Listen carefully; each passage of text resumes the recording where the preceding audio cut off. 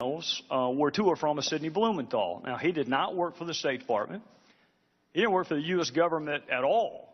He wanted to work for the State Department, but the White House said no to him. Do you recall who specifically at the White House rejected Sidney Blumenthal? No, I do not. After he was turned down for a job at the State Department by the White House, he went to work where? I think he had a number of consulting contracts with different entities. Well, if he had a number of them, do you recall any of them? I know that he did some work for my husband. Well, he worked for the Clinton Foundation. That's correct. Okay. He worked for Media Matters. I'm sure he did. He worked for Correct the Record. I'm sure he did.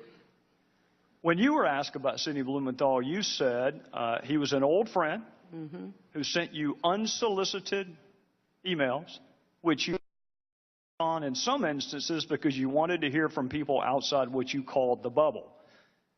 We will ignore for a second whether or not Sidney Blumenthal is outside the bubble, but I do want to ask you about a couple of those other comments, because what you left out was that he was an old friend who knew absolutely nothing about Libya, was critical of President Obama and others that you work with, loved to send you political and image advice, had business interests in Libya, which he not only alerted you to, but solicited your help for.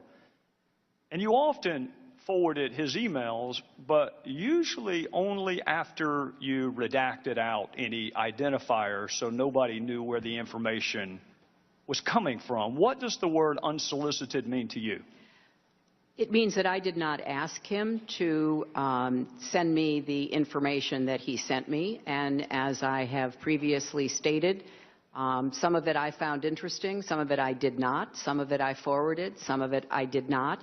I did not know anything about any business interests.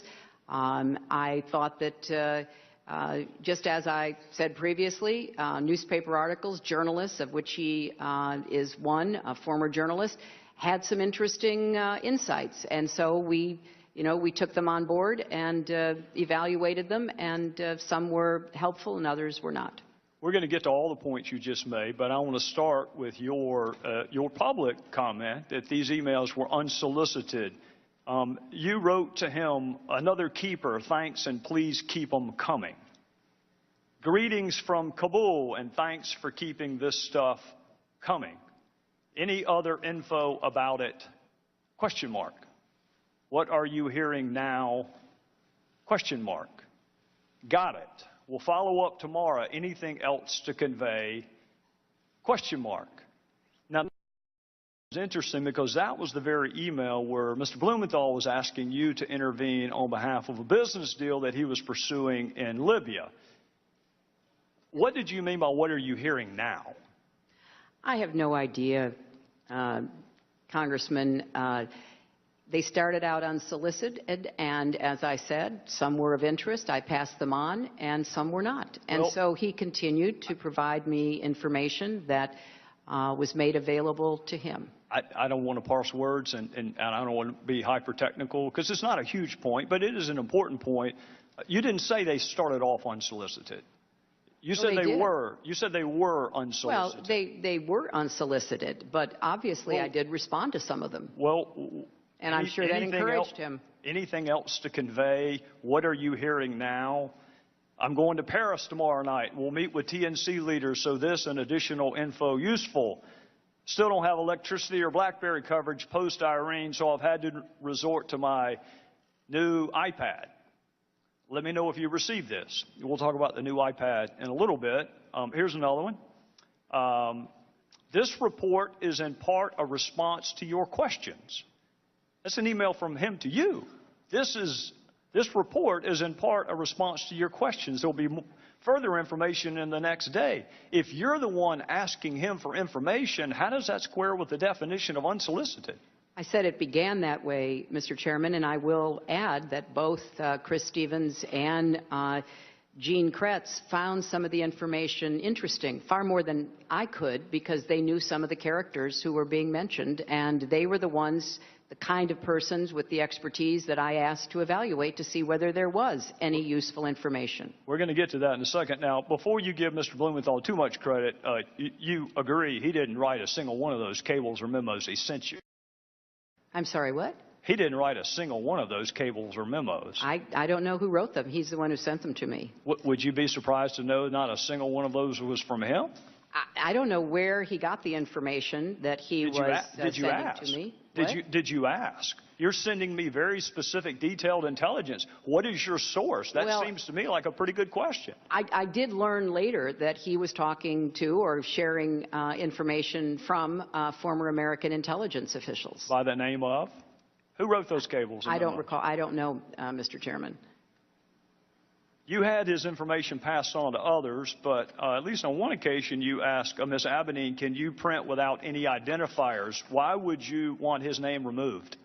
Because I thought that it would be more important to just look at the substance and to make a determination as to whether or not there was anything to it. Well, don't people have a right to know the source of the information so they can determine credibility? But he wasn't, as you just said, the source of the information. But you didn't know that, Madam Secretary, and that's what you just said. No, Mr. Chairman. I said that I knew that he didn't have the sources to provide that information. I knew he was getting it from somewhere else. He knew a lot of journalists, he knew others in Washington. It could have been a variety of people. Well, if you're going to determine credibility, don't you want to know the source? Well, it wasn't credibility so much as trying to follow the threads that were mentioned about individuals. And as I've already stated, some of it was useful and some of it was not.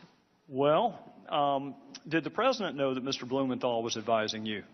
He wasn't advising me. And, Did he know that he was your most prolific emailer that we have found on the subjects of Libya and Benghazi? That's because I didn't do most of my work That's about fair. Libya on I'm not challenging that, Madam Secretary. I am not challenging that. All I'm telling you is the documents show he was your most prolific on Libya and Benghazi. And my question to you is, did the president, the same White House that said you can't handle him, can't hire him, did he know that he was advising you? He was not advising me, and I have no reason to have ever mentioned that or know that the president knew that. All right, I want to draw your attention to an email about Libya from Mr. Blumenthal to you, dated April 2011. It will be Exhibit 67. And this is informative. Should we pass on, and in parentheticals, unidentified to the White House? If you were going to pass something on to the White House, why would you take off the identifiers? Because it was important to evaluate the information, and from a lot of intelligence that I have certainly reviewed over the years, you often don't have the source of the intelligence. You look at the intelligence and you try to determine whether or not it is credible, whether it can be followed up on. Well, I'm going to accept the fact that you and I come from different backgrounds, because I can tell you that an unsourced comment could never be uttered in any courtroom. You have We're to not have talking the right. about courtrooms, Mr. Chairman. We're talking about intelligence. No, we're talking about credibility and the ability to assess who a source is and whether or not that source has ever been to Libya, knows anything about Libya, or has business interest in Libya, all of which would be important if you were going to determine the credibility, which I think is why you probably took his information off of what you sent to the White House. But here's another possible explanation that may give us a sense of why maybe the White House didn't want you to hire him in the first place.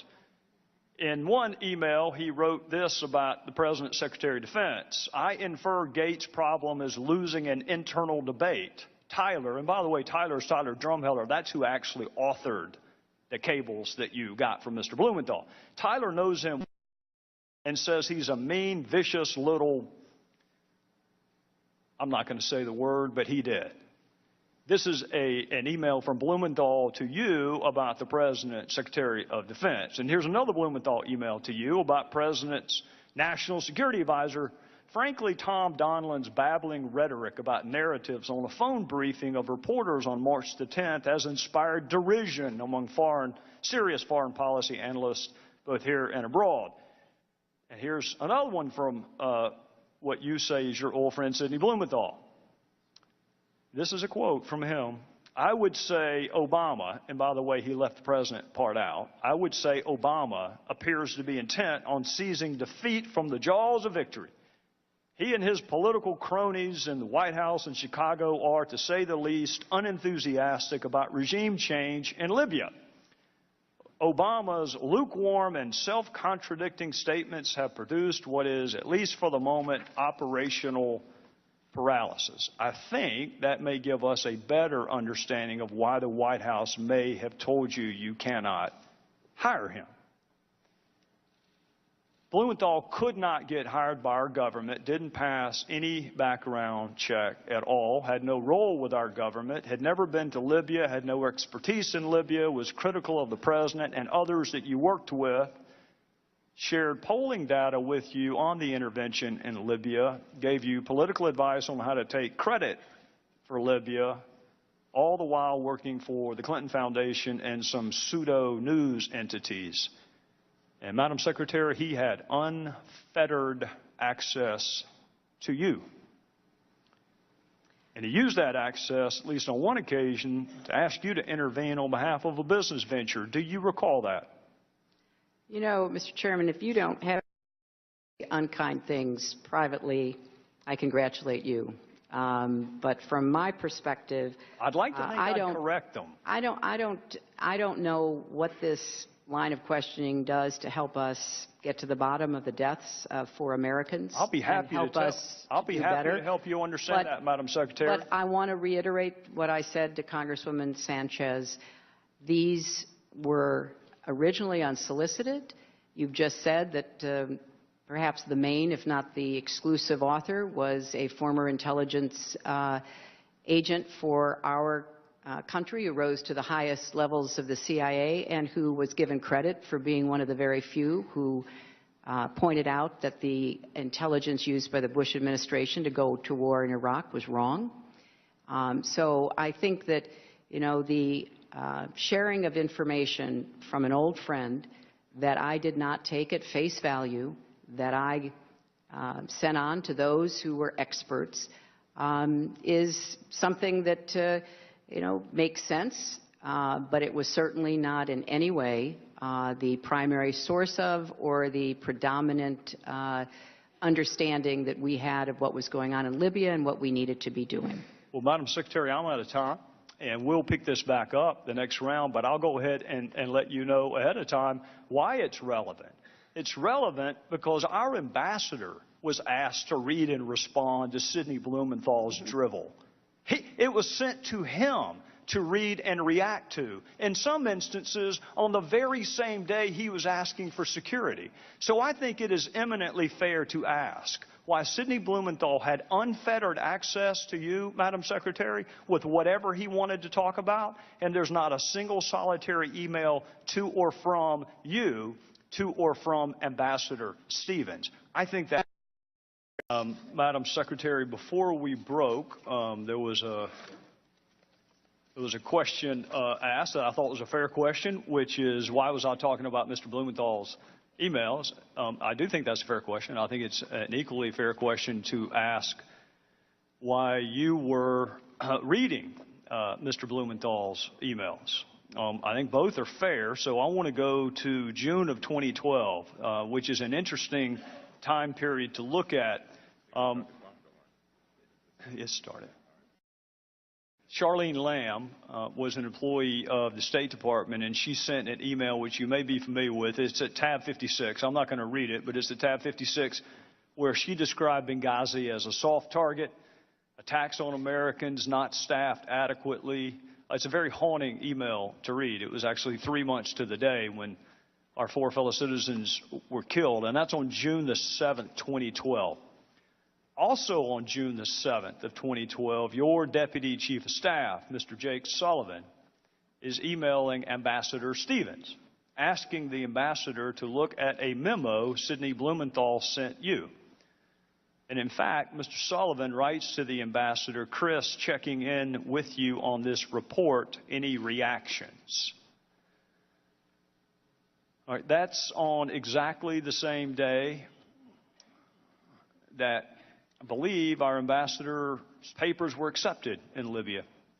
It's the day after an IED attack on our compound, and Chris Stevens is being asked to read and react to an email by Sidney Blumenthal from your Deputy Chief of Staff. This is what he's writing on the 7th. This is after he's been turned down on a request for more security. This is our ambassador. Appreciate you giving this proposal consideration, even if the conclusion was not favorable for us. We'd be interested in pursuing the other avenue you suggest, high-threat trained agents. Best, Chris. So I've got this contrast in my mind. An ambassador is newly in place. It's a day after an attack on our facility. Your Deputy Chief of Staff is sending him an email from Sidney Blumenthal asking him to take time, read and react to it. And then, to the best of my recollection, that's forwarded to you. So help us understand how Sidney Blumenthal had that kind of access to you, Madam Secretary, but the ambassador did not. Mr. Chairman, because I think that your question does help to clarify matters. Chris Stevens emailed regularly with Jake Sullivan, one of my closest aides in the State Department. He could have emailed to Mr. Sullivan knowing that it would have been immediately responded to on any issue that was of concern to him, and he did not raise issues about security on that day or other days. And I think it's important to recognize that when an ambassador is at post overseas, especially one as experienced a diplomat as Chris Stevens, he knows where to pull the levers, where to go for information, where to register concerns. And I think he did exactly as one might have expected. He dealt with security issues through dealing with the security professionals who were the ones making the assessments. And I think that Ambassador Stevens understood completely that that's where the experts were, and that's where anything he requested or anything he was questioning should be directed. Speaking of experts, who is Victoria Newland? A very experienced diplomat. She served as our ambassador to NATO, appointed by President George W. Bush.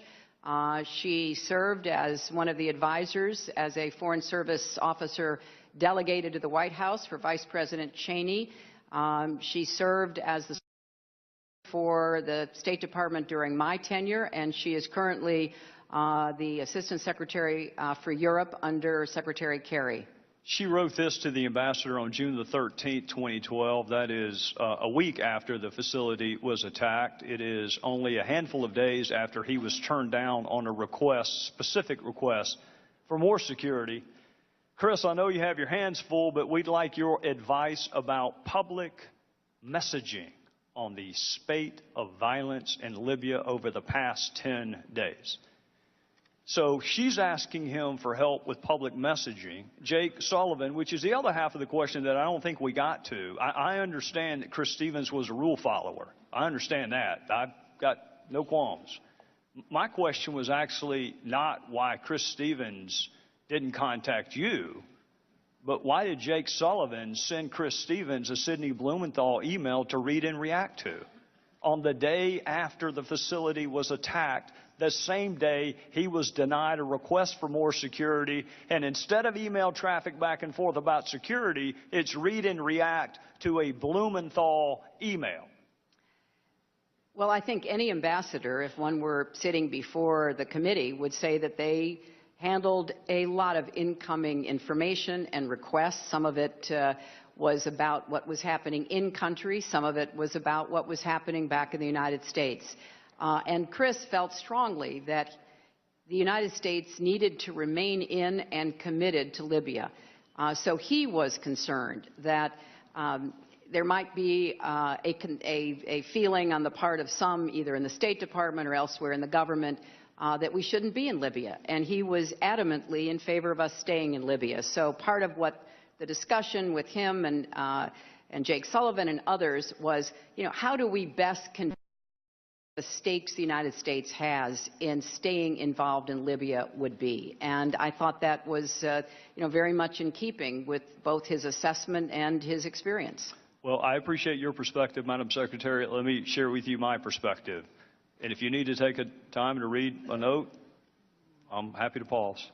No, I'm just being reminded, which I think is important, that, remember, Chris spent the vast majority of his time in Tripoli, not in Benghazi. So a lot of what he was looking at is how you deal with not only those in authority positions in Libya who were based in Tripoli at that time, but also representatives of other governments and the like. And I think it is fair to say that any time you're trying to figure out what's the best argument to make, especially if you're someone like Chris Stevens trying to put together and make the best argument about why the United States should remain committed to Libya and others as well, he's going to engage in conversations about that. Well, with respect, Madam Secretary, no matter what city he was in Libya, having to stop and provide public messaging advice to your press shop and having to read and respond to an email sent by Sidney Blumenthal,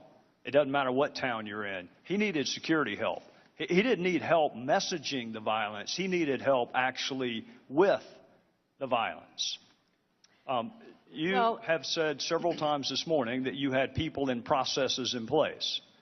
And I want to ask you about an email that was sent to you by another one of your aides, Ms. Uma Abedin. That would be exhibit number 70 in your folder. She emailed you that the Libyan people needed medicine, gasoline, diesel, and milk. Do you know how long it took you to respond to that email?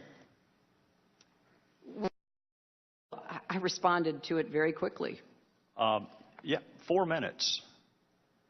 My question, and I think it's a fair one, is the Libyan people had their needs responded to directly by you in 4 minutes, and there is no record of our security folks ever even making it to your inbox. So if you had people and processes in place for security, did you not also have people and processes in place for medicine, gasoline, diesel, milk? Mr. Chairman, I've said it before. I will say it again. I'll say it as many times as is necessary to respond. Chris Stevens communicated regularly with the members of my staff. He did not raise security with the members of my staff. I communicated with him about certain issues. He did not raise security with me. He raised security with the security professionals. Now, I know that's not the answer you want to hear because it's being asked in many different ways by committee members. But those are the facts, Mr. Chairman. Ambassadors in the field are engaged in many different tasks. They are basically our chief representative of the President of the United States. So they deal with everything from, foreign aid to security to dealing with the personal requests for visas that come from people in the country they are assigned to. And Chris Stevens had regular contact with members of my staff, and he did not raise security issues. Now, some of it may have been because, despite what was implied earlier, there was a good back and forth about security, and many of the requests that came from Embassy Tripoli, both for Tripoli and for Benghazi, were acted on affirmatively. Others were not. That is what an ambassador, especially a diplomat as experienced as Chris Stevens, would expect, that it would be unlikely to be able to get every one of your requests immediately answered positively. So, yes, he had regular contact with my aides. He did not raise security with me, and the security questions and requests were handled by the security professionals. Madam Secretary, with all due respect, those are two separate issues. Who Chris Stevens had access to is one issue. Who had access to you and for what is another issue. Because you have said you had people and processes in place. You also have people and processes in place for people who want to send you meaningless political advice. You also have people and processes in place for people who want to inquire about milk and diesel fuel and gasoline. You also have people and processes in place for people who want to provide insults towards folks you work with in the administration. All of that made it directly into your inbox, Madam Secretary. That is my question. My question is, how did you decide when to invoke a people and process and who just got to come straight to you? Because it looked like certain things got straight to your inbox and the request for more security did not. And while you're answering that, I want to inform and instruct why I'm asking it. You have mentioned the ARB on a number of occasions again today. This was not the first ARB. We had one after Kenya and Tanzania. And that ARB could not have been more specific. The Secretary of State should personally review the security situation of our embassy facilities. That ARB put the responsibility squarely on you. So with respect to that previous ARB recommendation, and in contrast, what did make your inbox versus what did not, did you personally review our security situation as the previous ARB required? Well, let me see if I can answer the many parts of your question, Mr. Chairman. Yes, personal email came to my personal account. Work-related email did as well. And I also relied on a number of my aides and staff members, as well as experienced Foreign Service officers and civil servants, who were similarly engaged in gathering information and sharing it. And as I said, and I will repeat, Chris Stevens communicated with a number of people that I worked with on a daily basis in the State Department. So far as I know, he did not raise any issue of security with any of those people. He raised it where he knew it would be properly addressed. If he had raised it with me, I would be here telling you he had. He did not. And so I think it's important to try to separate out the various elements of your question, Mr. Chairman, and I will do my best to continue to try to answer your questions.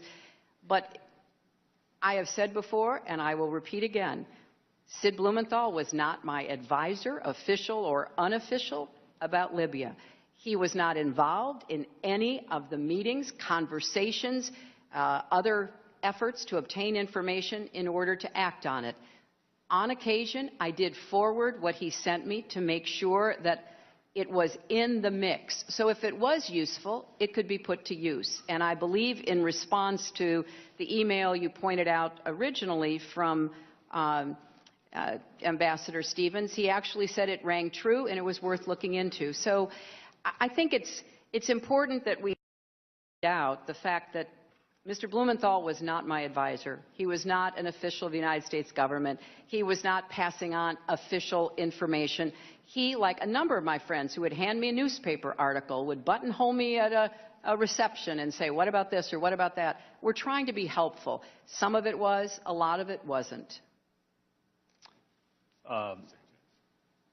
Chair will now recognize the gentlelady from California, Ms. Sanchez. American diplomats would be safer today. And so with that, Mr. Chairman, I yield back. Gentleman yields back. Madam Secretary, I couldn't help but think when he was using the $20 million figure, that's two more ISIS fighters that we could have paid for. I refuse to put a price tag on the lives of 4 Americans. Your figure of $20 million is wrong, Mr. Cummings, and that's not what the State Department told us. But I don't care what the figure is. There is no price tag when it comes to justice for 4 people who gave their lives for this country. Madam Secretary, with respect to the ARB, I want to ask you this. If you were investigating Benghazi or what happened in Benghazi, and there was an author of an email 3 months to the day from when our 4 fellow Americans were killed, the author of the email says anti-American demonstration, looking for Americans to attack, game changer, soft target, no continuity, the cost to continue to do business there may become challenging. Would you want to talk to the author of that email if you were investigating Benghazi? The Accountability Review Board had full run of the State Department to talk to anyone they chose to talk to. It's my understanding they conducted more than 100 interviews, and they were well aware, as their report reflects, of the dangerous situation in Libya. I don't want to interrupt you. That actually was not my question. My question is, would you want to talk to that person? Not whether or not the ARB did, because the ARB actually did talk to that person. My question is, wouldn't you want to talk to that person if you were investigating Benghazi? Well, I promise it is not a trick question. The answer is yes. You would want to talk to the person who authored that email. and as you just said, Mr. Chairman, the ARB did. Yes, and the co-chair of the ARB called your chief of staff and told the author of that email not to go to Congress. That's my point. My point is the ARB did some good things. That's why our first two hearings were on making sure the recommendations by the ARB were actually implemented. But when the author of that email is going to be brought before Congress and one of the co-chairs calls your chief of staff and says, I don't think that that witness is going to be a good witness, Madam Secretary, with all due respect, she's a fact witness. Whether she's good or bad, the author of that email has a right for Congress to question them. I mean, that's not even a close question. So somebody can be a good person, and I have no doubt that Mr. Mullen and Mr. Pickering both are. But this is also what I don't doubt. I don't doubt that that phone call was made to Ms. Mills saying, don't send Charlene Lamb before Congress. She's not going to make a good witness. And I don't doubt that there's not a transcript from any of the ARB interviews. And you may say, well, why does that matter? If you're going to write a report, and you want to write a report with specificity and particularity, you have to cite the transcript. And I can't tell you a single question that was asked of a single ARB witness because there is no transcript. So my point is not that the ARB did a bad job or a good job. My point is, from a standpoint of a serious investigation, it was an inadequate job. And I want to hopefully prove that to you. There used to be a stack up there when Mr. Smith was with us about all the previous investigations that Congress and the ARB had done. Did any of those previous congressional investigations or the ARB have access to your emails? Mr. Chairman, first of all, the witness you were referring to did appear before Congress. That was not my point. But your implication was that that witness was stopped from going to Congress. In fact, that did not happen, Mr. Chairman. No, she definitely came. Yeah. No, that's not my implication. My implication is the co-chair of what you call an independent accountability review board was calling someone he was supposed to be investigating to say, please don't send that witness to Congress. They're not going to show up well. That's my point. My point is, how can you consider that to be? I mean, well, have you ever heard of a judge calling the DA or the defense attorney and say, don't call that witness? I really don't care what you all say about me. It doesn't bother me a bit. I do care a lot about what you're implying about Admiral Mullen, and I will not sit here and hear that. Well, Admiral Mullen served this country with great distinction. He served the Department with great distinction in being the co-chair of the Accountability Review Board. And I think his work speaks for itself. Well, and I'm sorry that the important work that was done by that board is held in such low regard by some members of this committee, and I deeply regret it. Are you doubting that he placed the phone call? Is that the purpose? I know nothing about the phone call. Well, I do, because he testified before another congressional committee. He admits it was a mistake, Madam Secretary. I don't know why you can't. Well, he admits it was a mistake to call and say, don't send a fact witness before a congressional committee. Well, I think that It doesn't mean he's a bad person. It just means that when you hold up the ARB as independent and your chief of staff picked most of the folks on it, Patrick Kennedy had a role in picking some of the folks on the ARB, despite the fact that some people think Patrick Kennedy may have also been involved in approving or not approving. If you need to read a note from your lawyer, you're welcome to, Madam Secretary. No, it's just hard to sit here listening to the comments you're making about someone that I consider to be a great American. If he said he made a mistake, that's even more proof of what a fine gentleman he is and what a great public servant he's been, it doesn't in any way, what you're saying, impugn his service for 40 years and certainly not his service on the Accountability Review Board. I can't help it, Mr. Chairman, that you all don't like the findings of the Accountability Review Ma'am, Board. we had I can't two help hearings. it that you don't like the findings of we had all the two other hearings. congressional committees. We had 2 hearings where we did nothing but discuss the implementation of the ARB findings, Madam Secretary. So with all due respect, we've had more hearings about the ARB findings than we have with you. So don't tell me that we don't care about the ARB. We had 2 hearings. My point is this. The ARB nor the previous congressional investigations had access to your emails, did they?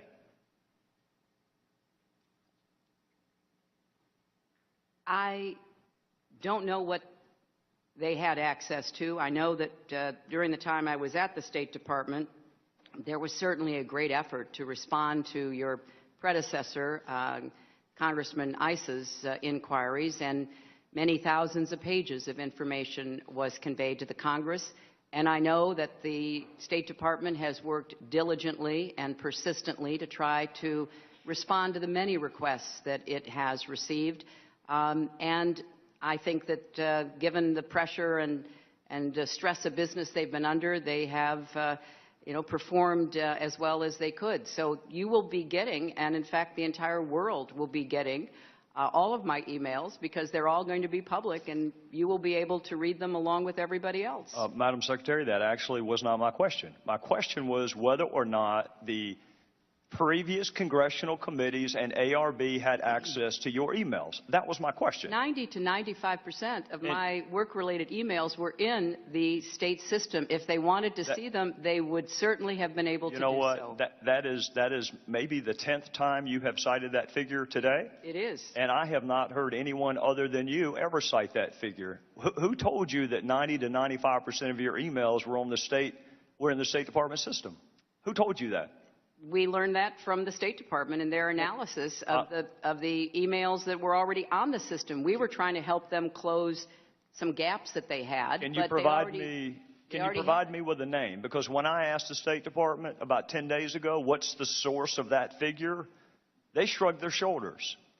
Well, you can look for the state.gov address, and they certainly pop up. And right, and the Inspector General report, Madam Secretary, the Inspector General report, which you can't argue by perfect analogy, but you can certainly extrapolate, the Inspector General report found that less than 1% of State Department emails, record emails, were captured. So they give a number of less than 1%, and you give a number of 90%. Well, I don't know what you're referring to. I can only speak about my emails, my work-related emails. Well, let's talk about your work-related emails. We asked for them last year, and the State Department gave us 8. If they had 90% of yours, why did we only get 8? Well, I don't know initially what you asked for, but I know that they tried to be responsive. 90 to 95% of them were on state.gov. I understand that the committee broadened the scope of their requests, and I think that in response, the State Department has been trying to provide what you have requested. In the meantime, they're going through the process of making all of my emails public. You think our first request, there were only 8 emails responsive to our first request? I can't speak to it. I believe your first request was for Benghazi, and I believe that the State Department did a diligent search. Then I believe you expanded it to Libya and weapons and maybe a few other terms, and I believe they conducted our jurisdiction hasn't grown, Madam Secretary. Our jurisdiction is the same thing it was. Let me ask you this. You say that you turned over everything. I don't get a chance to watch you a lot on television, but when I see you are interviewed, you make a point of saying, I turned over everything. All my work-related emails. How do you know that? I know that because there was an exhaustive search done under the supervision of my attorneys, and that is exactly the outcome. We turned over every work-related email. In fact, as somebody referred to earlier, we turned over too many. In the State Department and the National Archives said there are 1,246 out of the 30,000 plus that they've already determined did not need to be turned over. And you have a Regular really order, Mr. good group of attorneys, which makes me Chairman, wonder regular how order. they missed 15 of them. Well, if you're talking about Mr. Blumenthal, which I assume you are, he had some that I didn't have, and I had some that he didn't have, and I was under no obligation to make any of his emails available unless I decided they were work-related. And the ones that I decided that were work-related, I forwarded to the state.gov accounts of the people with whom I worked. Madam Secretary, is there any question that the 15 that James Cole turned over to us were work-related? There was no ambiguity about that. They were work-related.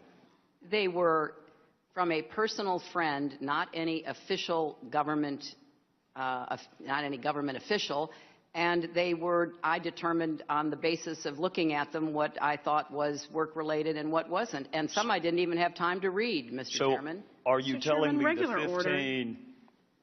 Are you telling me that the Chairman. 15?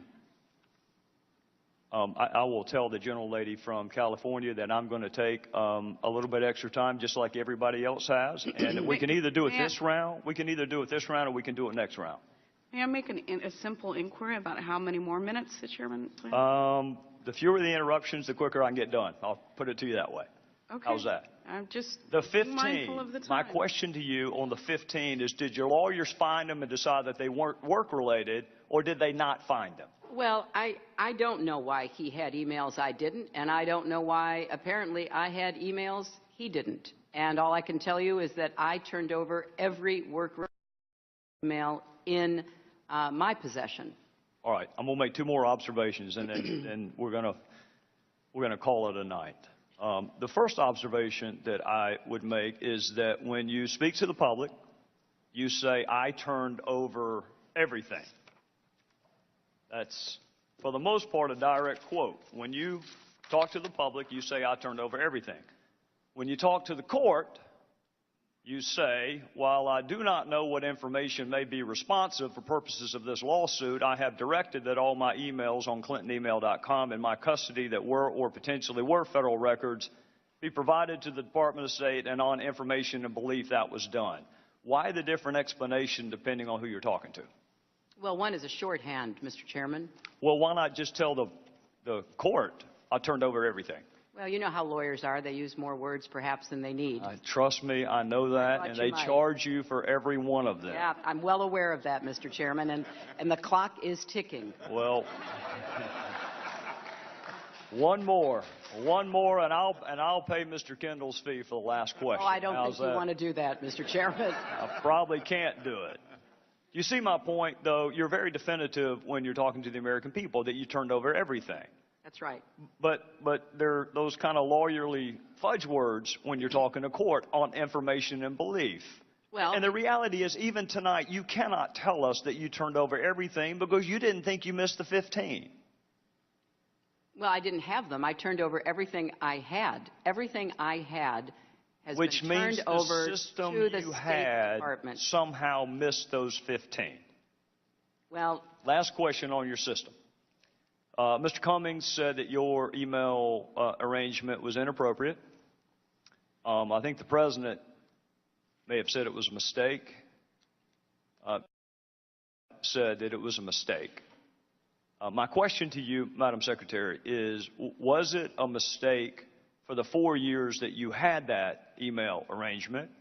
Was it a mistake for the almost 2 years that you kept the public record to yourself, or has it manifest itself as a mistake in just the last 6 months? well, since I believed that all of my work-related emails to .gov accounts were being captured and preserved, it wasn't until I was asked to help the State Department to fill in what they saw as some record-keeping gaps, not just with me, but with others.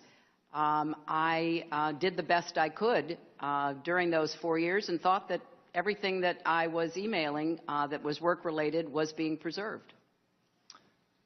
If you can find a source for the 90 to 95%, I would be grateful for it, and we would probably have fewer questions. If there is a source that you can provide that 90 to 95% were on the State Department system, then I'll know that I need to ask the State Department what took them so long. Because I'm just telling you, Madam Secretary, I got 8 emails the first time I asked, and now I've got over 1,500. So there's some disconnect there. Well, Mr. Chairman, I think that is a fair question.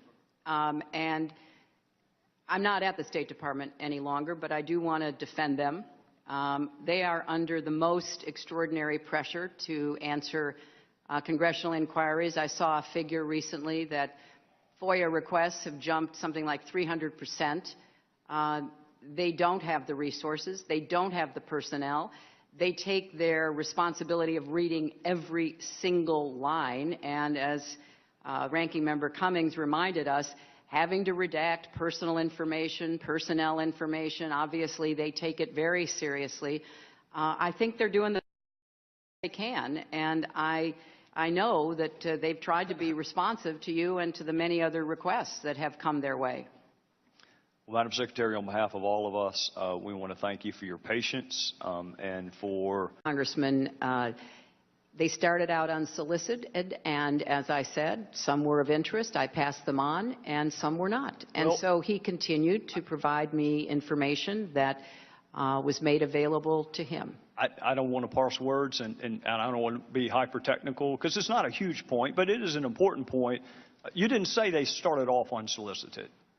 You said they did. were. You said they were unsolicited. Well, they were unsolicited, but obviously I did respond to some of them. Well, and I'm sure that encouraged him. Anything else to convey? What are you hearing now? I'm going to Paris tomorrow night. We'll meet with TNC leaders, so this and additional info useful. Still don't have electricity or BlackBerry coverage post-Irene, so I've had to resort to my new iPad. Let me know if you received this. We'll talk about the new iPad in a little bit. Here's another one. This report is in part a response to your questions. That's an email from him to you. This report is in part a... Previously, newspaper articles, journalists, of which he is one, a former journalist, had some interesting insights. And so we took them on board and evaluated them, and some were helpful and others were not. We're going to get to all the points you just made, but I want to start with your public comment that these emails were unsolicited. You wrote to him, "Another keeper, thanks and please keep them coming. Greetings from Kabul and thanks for keeping this stuff coming. Any other info about it? Question mark. What are you hearing now? Question mark. Got it. We'll follow up tomorrow. Anything else to convey? Question mark." Now, it's interesting because that was the very email where Mr. Blumenthal was asking you to intervene on behalf of a business deal that he was pursuing in Libya. What did you mean by what are you hearing now? I have no idea. In response to your questions, there'll be further information in the next day. If you're the one asking him for information, how does that square with the definition of unsolicited? I said it began that way, Mr. Chairman, and I will add that both Chris Stevens and Gene Kretz found some of the information interesting, far more than I could, because they knew some of the characters who were being mentioned, and they were the ones, the kind of persons with the expertise that I asked to evaluate to see whether there was any useful information. We're going to get to that in a second. Now, before you give Mr. Blumenthal too much credit, you agree he didn't write a single one of those cables or memos he sent you. I'm sorry, what? He didn't write a single one of those cables or memos. I don't know who wrote them. He's the one who sent them to me. Would you be surprised to know not a single one of those was from him? I don't know where he got the information that he was sending to me. Did you ask? You're sending me very specific, detailed intelligence. What is your source? That seems to me like a pretty good question. I did learn later that he was talking. We will ignore for a second whether or not Sidney Blumenthal is outside the bubble, but I do want to ask you about a couple of those other comments, because what you left out was that he was an old friend who knew absolutely nothing about Libya, was critical of President Obama and others that you work with, loved to send you political and image advice, had business interests in Libya, which he not only alerted you to, but solicited your help for, and you often forwarded his emails, but usually only after you redacted out any identifiers so nobody knew where the information was coming from. What does the word unsolicited mean to you? It means that I did not ask him to send me the information that he sent me, and as I have previously stated, some of it I found interesting, some of it I did not, some of it I forwarded, some of it I did not. I did not know anything about any business interests. I thought that just as I said, were to or from a Sidney Blumenthal. Now, he did not work for the State Department. He didn't work for the U.S. government at all. He wanted to work for the State Department, but the White House said no to him. Do you recall who specifically at the White House rejected Sidney Blumenthal? No, I do not. After he was turned down for a job at the State Department by the White House, he went to work where? I think he had a number of consulting contracts with different entities. Well, if he had a number of them, do you recall any of them? I know that he did some work for my husband. Well, he worked for the Clinton Foundation. That's correct. Okay. He worked for Media Matters. I'm sure he did. He worked for Correct the Record. I'm sure he did. When you were asked about Sidney Blumenthal, you said he was an old friend who sent you unsolicited emails, which you on in some instances because you wanted to hear from people outside what you called the bubble.